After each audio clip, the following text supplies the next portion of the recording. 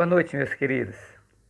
Estamos aqui para compartilhar outra vez a palavra do nosso Deus. Hoje,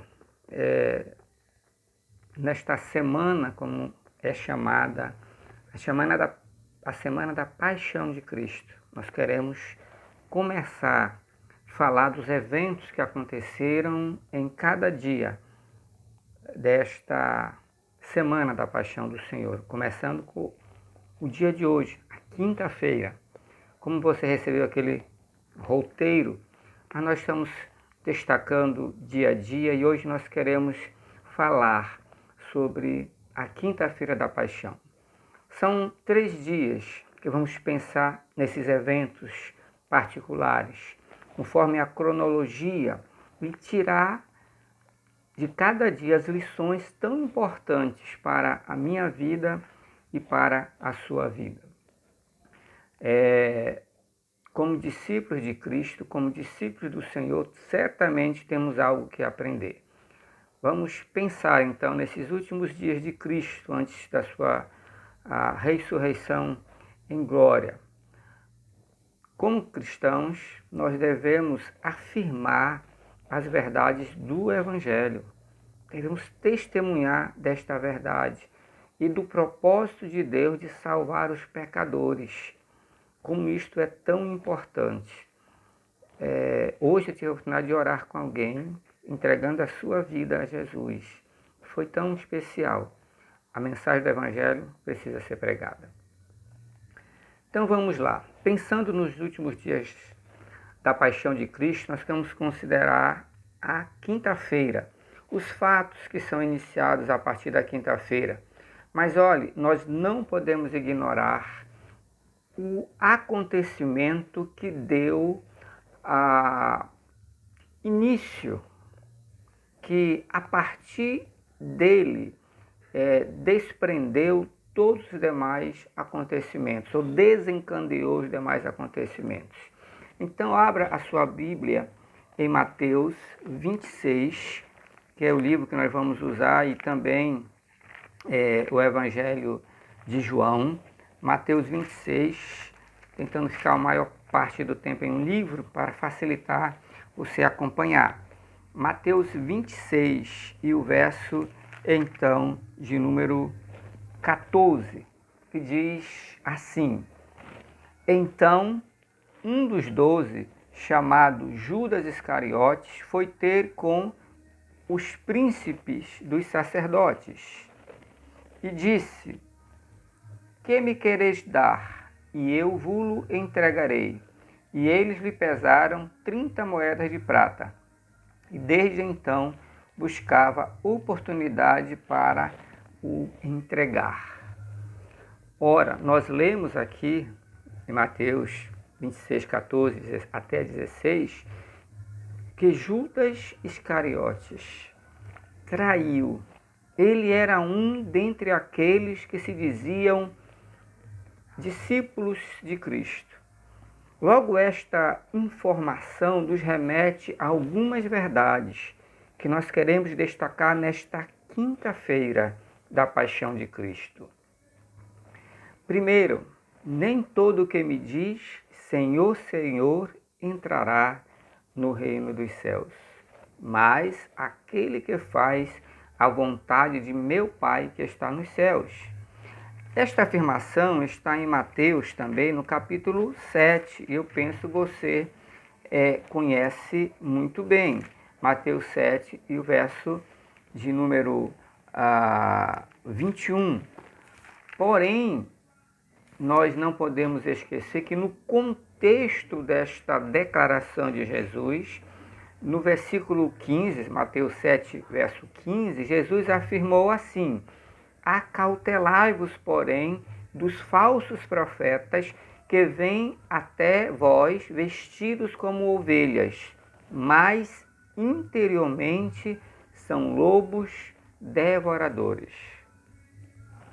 Logo, o seguidor de Cristo, ele é julgado não pela aparência dos seus atos em si mesmos, mas pela disposição sincera do seu coração para com Deus. para com Cristo e para com a sua igreja e a sua causa.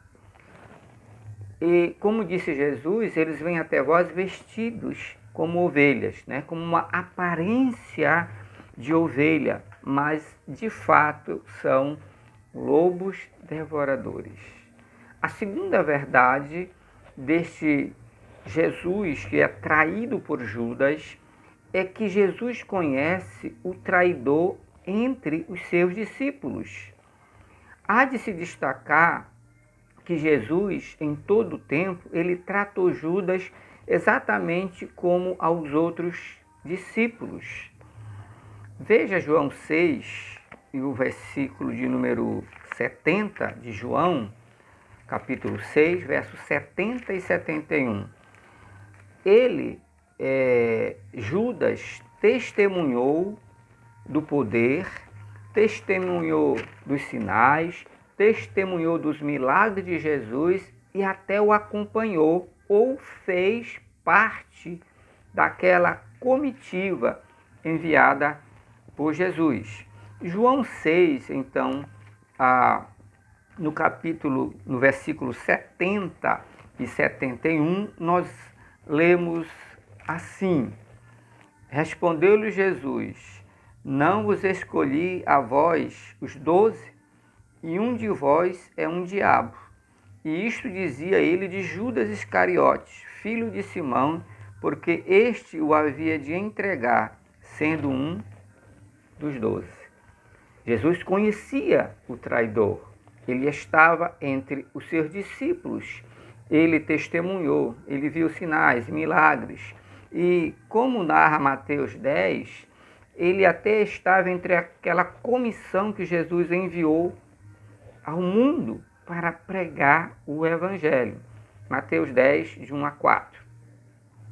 O que nos leva a pensar e a reconhecer que devemos tratar a todos ou a todas as pessoas em amor e misericórdia. Ora, meu querido, desta forma, o próprio Judas Iscariotes, ele não tinha o que acusar o seu fim, o fim que teria como um traidor e possuidor de um coração obstinado a satisfazer a si mesmo, a sua própria vontade, e não tinha um propósito de honrar a Deus, de honrar a Cristo, de honrar a igreja, como nos mostra João 12.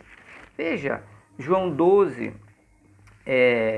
os versos de 4 a 6, esta evidência.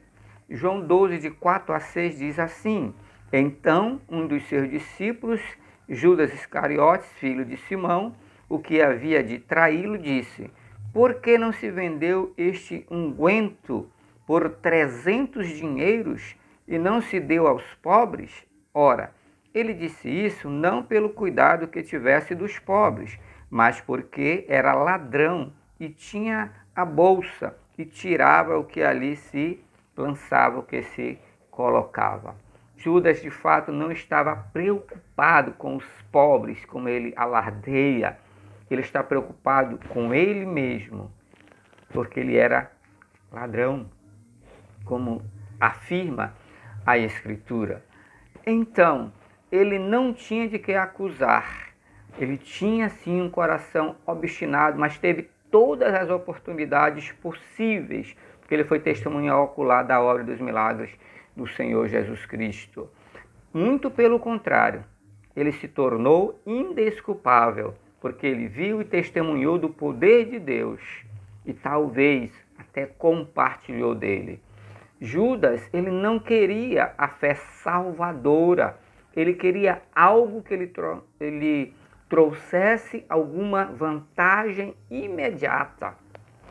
Alguma vantagem imediata. Ele não queria a fé transformadora do seu coração. Ele não queria experimentar a graça de Deus. Ele queria algo que lhe trouxesse alguma vantagem imediata. Volte a Mateus 26 e vamos ler o verso 14, 15 e 16. Acho que é isso. o texto. Mateus 26,14 diz: Então dos 12, chamado Judas Iscariote, foi ter com os príncipes dos sacerdotes e disse que me quereis dar, e eu vou-lo entregarei. Então lhe pesaram 30 moedas de prata. Desde então buscava, como nós já, na verdade, lemos anteriormente. Ele queria era alguma vantagem imediata e ele vendeu o Cristo por 30 moedas de prata. Quando ele percebe, ele vê que o seu Cristo não está oferecendo vantagens terrenas e humanas, ele quer de alguma maneira tirar vantagem e então o entrega àqueles que o perseguiam. Deste modo, aqui nós temos uma advertência. Eu estou na igreja servindo a mim mesmo apenas para alcançar os meus objetivos pessoais ou eu estou servindo a Deus para cumprir os propósitos divinos e para desfrutar as bênçãos e a prosperidade que vem das mãos de Deus, não das minhas, não pelo meu esforço, nem pela minha trapaça, menos ainda. Temos que ter cuidado. Bem, a terceira lição para nós aqui é que Jesus manda os discípulos fazerem a preparação para a celebração da Páscoa judaica. O traidor é mostrado, Jesus conhece o traidor, mas agora estamos, de fato, observando Jesus enviando os discípulos para prepararem a Páscoa. Mateus 26, onde você está, nós podemos ler no versículo 17 a 19. E no primeiro dia da festa dos pães asmos, chegaram os discípulos junto a Jesus, dizendo: Onde queres que preparemos a comida da Páscoa? E ele disse: Ide à cidade a um certo homem e diz-lhe: O mestre diz, o meu tempo está próximo, em tua casa celebrarei a Páscoa com os meus discípulos. E os discípulos fizeram como Jesus lhe ordenara e prepararam a Páscoa. Então, agora, nós temos os preparativos para a última Páscoa, né? Ou a celebração da Páscoa judaica, realizada pelo Senhor Jesus Cristo. E então, o que acontece? Alguns itens que nós queremos destacar aqui, ainda antes de nós finalizarmos. Primeiro, Jesus reúne os seus discípulos no versículo 20 e ele celebra a libertação do Egito do povo judeu, como está registrado no versículo 20. E, chegada a tarde, assentou-se à mesa com os 12. Assim, a Páscoa, ela é celebrada. A libertação do Egito, aquele evento na vida do povo judeu, ela é celebrada, como fora proposto pelo Senhor Jesus Cristo. Em seguida, nos versos 21 a 23, Jesus anuncia que há um traidor no meio deles. Note, versos 21 a 23. E enquanto eles comiam a Páscoa, a celebração pascual, disse: Em verdade vos digo que um de vós me há de trair. E eles, entristecendo-se muito, começaram um por um, melhor dizendo, a dizer-lhe: Porventura sou eu, Senhor? E ele, respondendo, disse: O que mete comigo a mão no prato, esse me há de trair. Interessante. Jesus agora, ele indica ou anuncia que há um traidor. No Salmo 41, verso 9, também tem essa mesma declaração, de um modo interessante, né? O Salmo 41, podemos ler, o verso 9, já tem esta declaração. É uma profecia, diz assim: Até o meu próprio amigo íntimo, em quem eu tanto confiava, que comia do meu pão, levantou contra mim o seu calcanhar. é sim uma profecia acerca do traidor. Judas, vá agora para o livro de João, é anunciada que ele é o traidor. Depois disso, Judas ele vai se retirar daquela comunhão dos discípulos. Vamos ler João, então, no capítulo 13, que é o nosso capítulo de João de hoje. No capítulo 13 de João, vamos ler o verso de número 10. Alguns versos aqui. No verso 10 de João 13 diz assim: Disse-lhe Jesus: Aquele que está lavado não necessita de lavar senão os pés, pois no mais todo está limpo. Ora, vós estáis limpo, mas não todos. Vamos pular para o versículo 18 agora. Não falo de todos vós, eu bem sei os que tenho escolhido, mas para que se cumpra a Escritura, o que come o pão comigo levantou contra mim o seu calcanhar.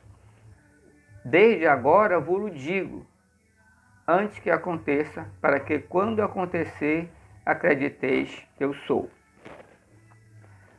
Na verdade vos digo, que se alguém receber o que eu enviar, me recebe a mim, e quem me recebe a mim, recebe aquele que me enviou. Vamos saltar para o versículo 26, que é de fato o que nos interessa.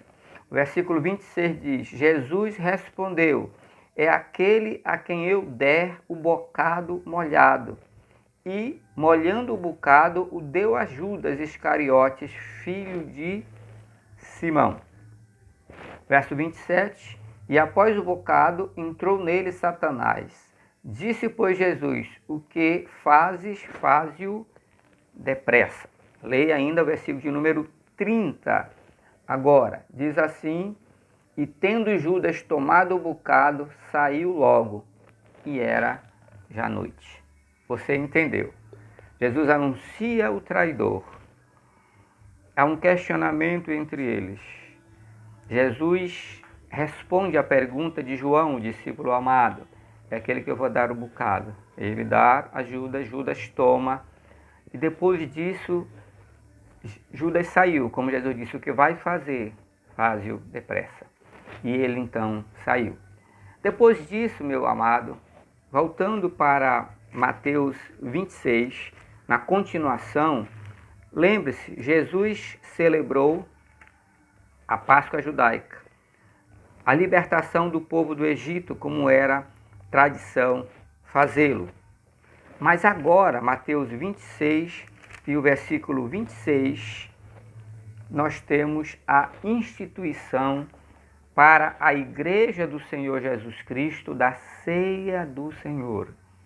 Veja aí, Mateus 26, de 26 em diante.